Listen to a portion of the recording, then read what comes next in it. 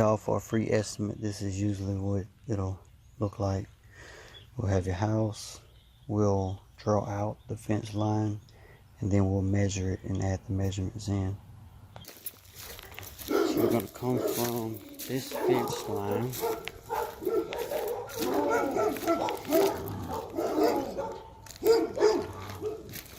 I'm just going to find some rolls.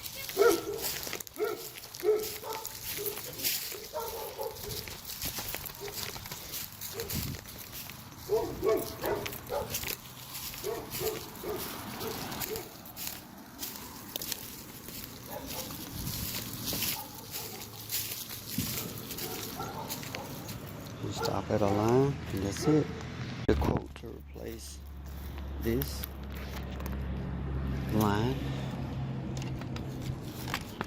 fence and gate. So we'll go ahead and start our measurement over. Come right through.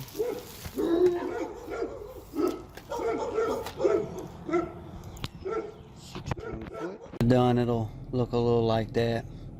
You have the whole footage drawn out, but later we'll go in and we'll add height, any comments, we'll add total footage, and we count posts and give an estimate to the customer.